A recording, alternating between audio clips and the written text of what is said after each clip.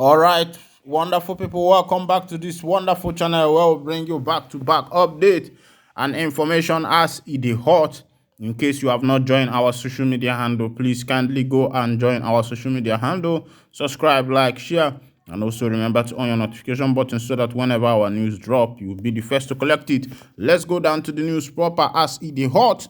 Information reaching us is that as it stands now, Ikenga Uruagu has clashed with Mazi Simon Ekpa and has also released a voice note which he presented to be a conversation between Mazi Simon Ekpa and the UGM in the southeastern part of Nigeria.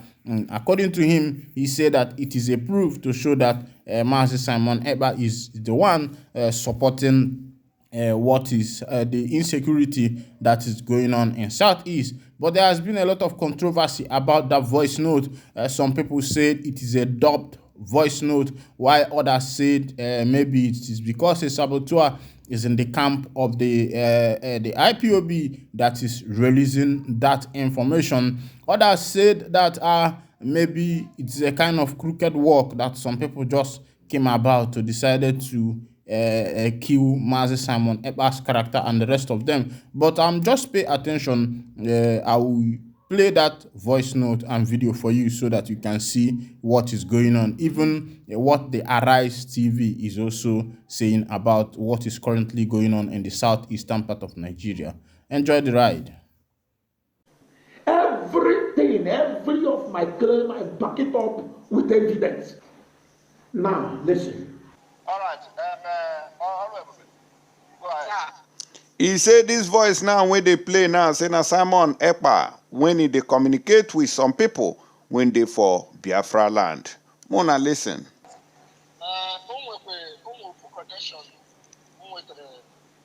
The person who phone and the video call. My man put a video. His in-law, one of Nazaria. Abara come Nazaria. Go people. Yeah, Amure Zaria. The covering ammunition. Sorry, cover from people around. Okay. Speaking with the man said, "I'm going to supply this Niger Delta last night." And don't you put it?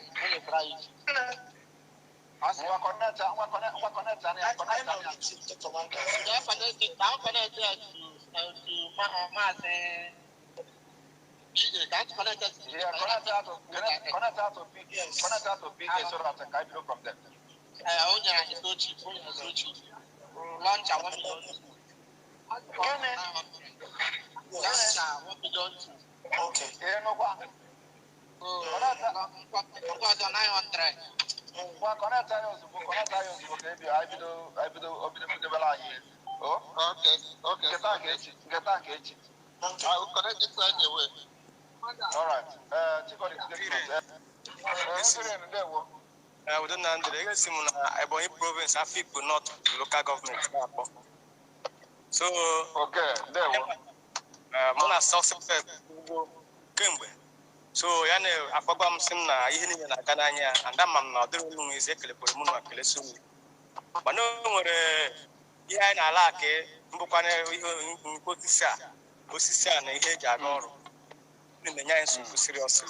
Mona Gaddafi Kubugo.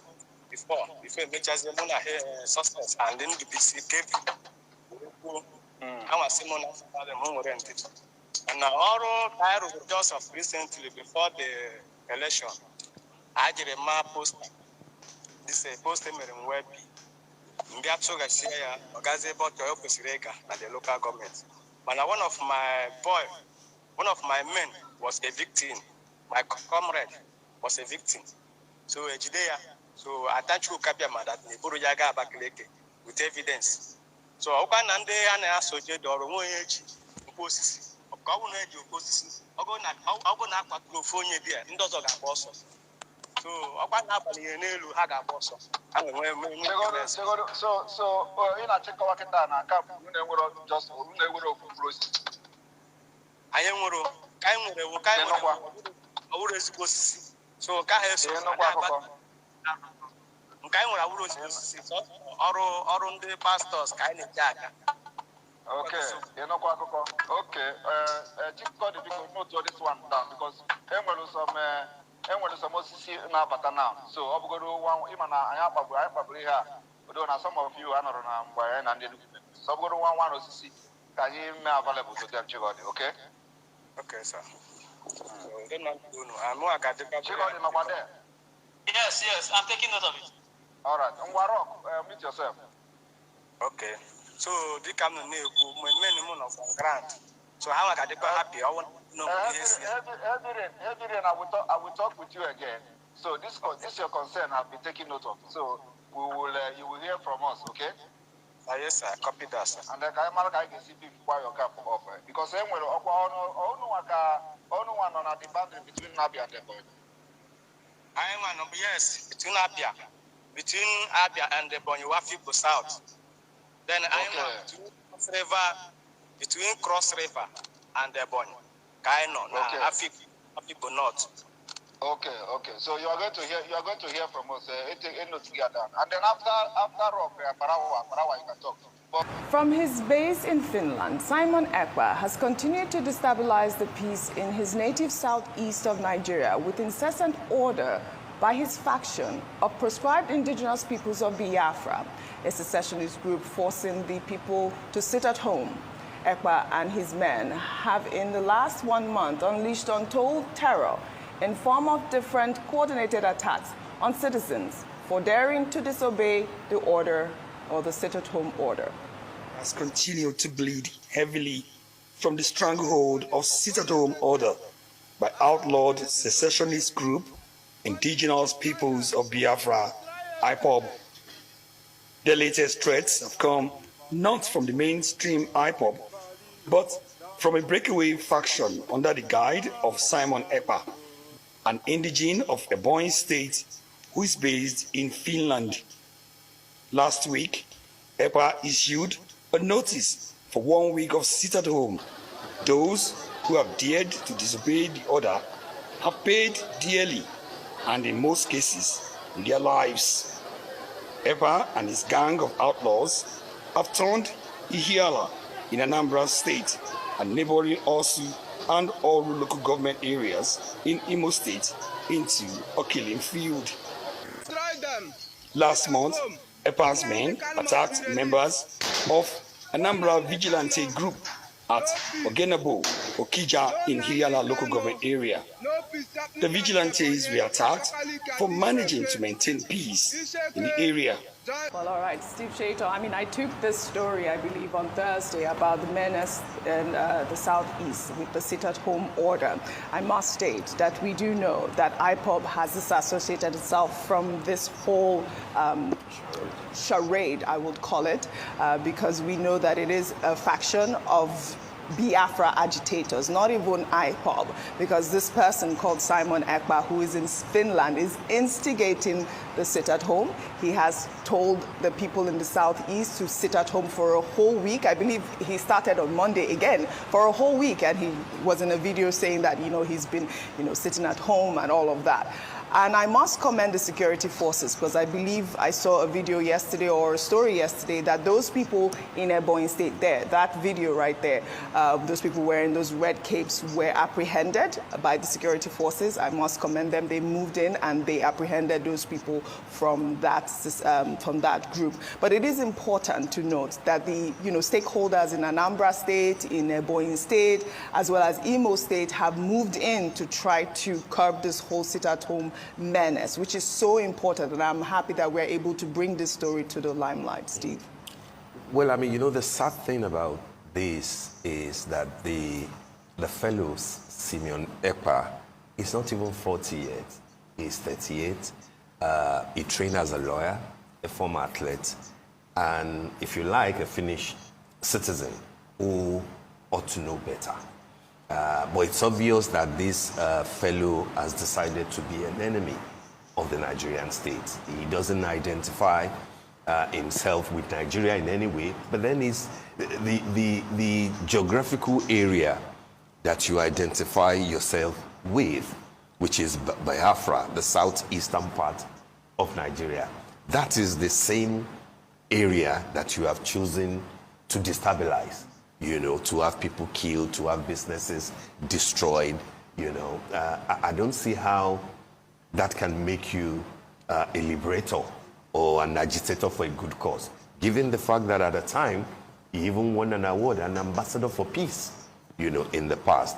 What type of peace can we associate with a man who has destroyed virtually, you know, the economy of the 5 southeastern states of Nigeria? I think that this is a challenge to the new government. This new government will have to decide how it wants to approach the issue of a breakaway faction of IPOB or Biafra agitators, as they choose to call themselves. We were discussing yesterday, Shaitan, about whether you want to negotiate with bandits or terrorists, or you want to move in with full force. Again, this is what the federal government will have to decide. But it will have to decide that in sync with the generality of the thoughts within that region, within Southeast. What do people think? What do people want? How do they even perceive this fellow in Finland, to start with? And I don't think that it will be too difficult or so impossible that international diplomacy cannot be used to get... This is my question. Absolutely. Why have they not moved in? I believe there was a couple of months ago, there was an arrest on Simon Ekpa, and he was released. But we are seeing that he's committing some sort of cyber crime by instigating this type of terror. Absolutely. Terror on... Absolutely.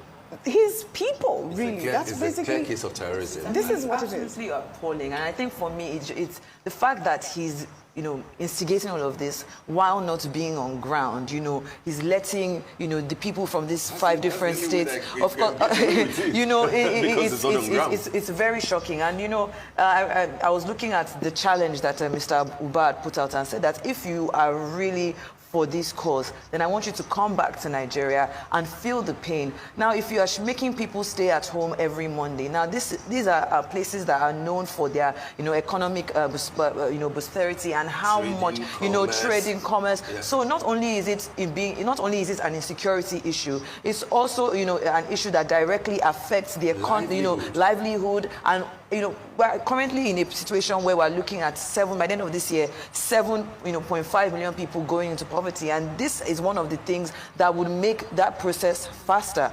I was looking at what Mr. Oba had said, and he had also mentioned that a string of security agents have come together to say that they were going to, of course, provide the necessary equipment and necessary security forces that they need to be able to combat the people behind this that are putting fear, the foot soldiers that are putting fear into the minds of people. There was actually a point where, you know, they had tried to kind of use the law to get people to come out to say, if you do not work, if you don't come out to your shops on a Monday, then you would be, you will be fined. But if on the back end you haven't fixed the problem of insecurity, then of course people are going to be afraid. We're going to just leave it here and continue to see how this story in itself develops. I just want to add one more note. It is important that, you know, Peter Mba has put that ban in Enugu State, and like you said, people are not even obeying it because of fear. But also, Lotana Ojukwu, the third son of the great leader, Ojukwu, was on this show, I believe, on Friday, and he did say, when you speak to a lot of Igbo people, they are not for Biafra. They don't believe in Biafra. So I don't understand why this tiny little faction have this amount of power to destabilize the Southeast in this manner, and I believe that it is important that the security forces continue in their strive to destabilize